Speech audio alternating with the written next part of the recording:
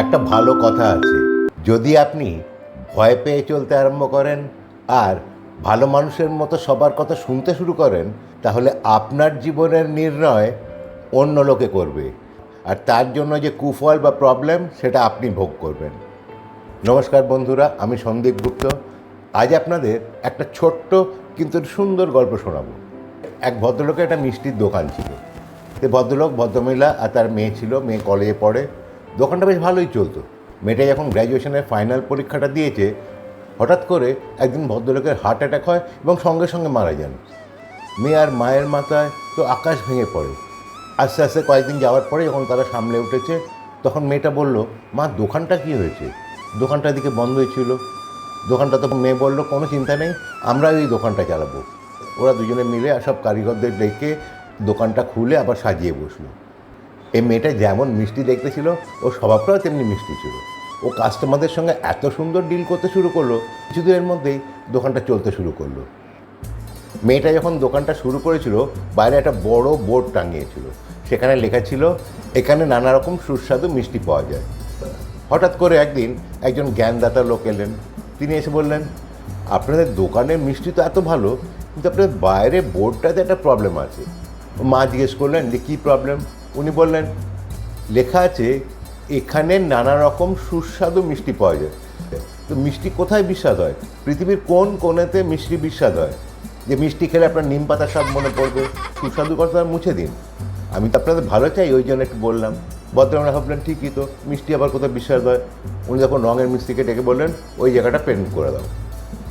Paint করে দেওয়া হলো। তাই লেখা ছিল, এখানে নানা রকম সুস্বাদু মিষ্টি পাওয়া যায়। এখন হয়ে গেল, এখানে নানা রকম মিষ্টি পাওয়া যায়। এরপরে সপ্তাহ দুয়েক পর আরেকজন এসে জ্ঞান দিলেন। আর মেয়েরা চালাচ্ছে তো, অনেকে আবার মেয়েদের দেখলে একটু জ্ঞান দেওয়া, ভালো কথা বলা বেড়ে যায়।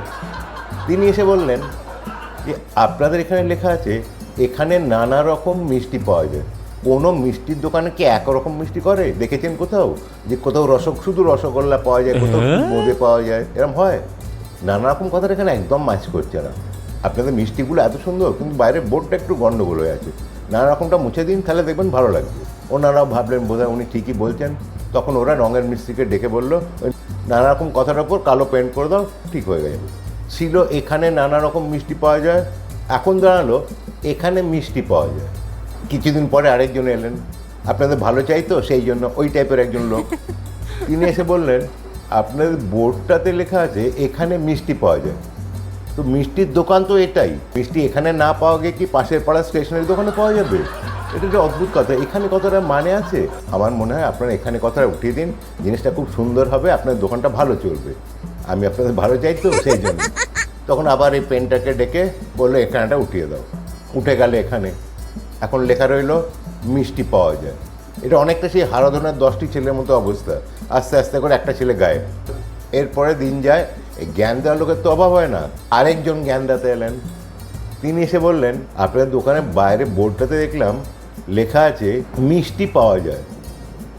তো মিষ্টি দোকান তো মিষ্টি পাওয়া যাবেই, পাওয়া যায় কতটা মানে কি? পাওয়া যাবে কতটা কোনো মানে হচ্ছে না। আপনারা পাওয়া যাবে এটা উঠিয়ে দিন, দেখবেন বোর্ডটা অনেক সুন্দর হয়ে যাবে। মা মেয়ে প্রথম ব্যবসা করছে, একটু ভয় ভয় থাকতো, সবার কথা শুনতো। আবার সেই রঙের মিস্ত্রিকে ডেকে বলে, পাওয়া যায় কথাটা মুছে দে। মুছে গেল। তাহলে রইল বাকি মিষ্টি। হারাধনের একটি ছেলে পড়ে রইল। এর কিছুদিন পরেই আরেকজন জ্ঞানী লোক এলেন। তিনি এসে বললেন, শুধু মিষ্টি কথাটা কোনো মানে হচ্ছে না, আপনার মিষ্টি কথাটা উঠিয়ে দিন। ওরা ভাবলেন, হ্যাঁ ঠিকই হয়তো। আবার সেই পেনটাকে ডেকে বললেন, মিষ্টি কথাটা উঠিয়ে দিন। আলটিমেটলি বোর্ডের সব কিছু উঠে গিয়ে একটা কালো বোর্ড পড়ে রইল। কিছুদিনের মধ্যেই দোকানের সেলটা একদম পড়তে আরম্ভ করলো। এতটাই পড়ে গেল যে দোকানের প্রফিট তো দূরের কথা, লসে চলতে শুরু করলো। মিষ্টি বিক্রি হয় না, মিষ্টি নষ্ট হয়ে যায়, এদিকে লোকের মাইনে দিতে হবে। মেয়ে আর মা তো মাথায় হাত পড়ে গেল। এরমভাবে কিছুদিন চললে তোমার সর্বস্ব চলে যাবে। কি করব? ব্যবসা প্রায় বন্ধ হয়।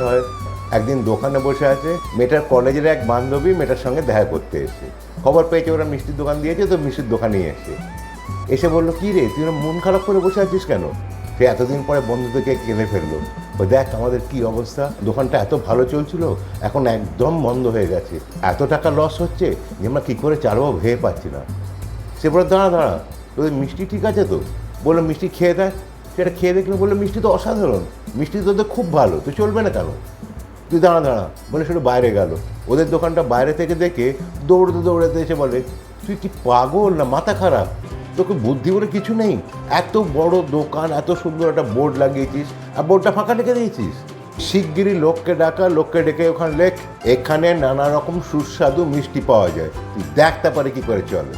মেয়েটা তখন ভাবলো, ঠিক তো, আমাদের যখন বোর্ডে লেখা ছিল তখন তো খুব ভালো চলছিল, এই লোকগুলোর কথা শুনে আমাদের সর্বনাশ হয়ে গেল।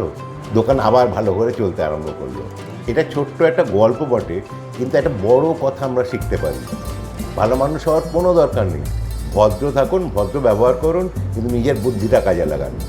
আশা করি ভিডিওটা আপনাদের ভালো লেগেছে। আবার আগামী দিনে একটা নতুন ভিডিও নিয়ে আসবো। ভিডিওটা ভালো লাগলে প্লিজ সাবস্ক্রাইব, লাইক ও অন্যদের সঙ্গে শেয়ার করবেন। ভালো থাকবেন, সুস্থ থাকবেন, আনন্দে থাকবেন।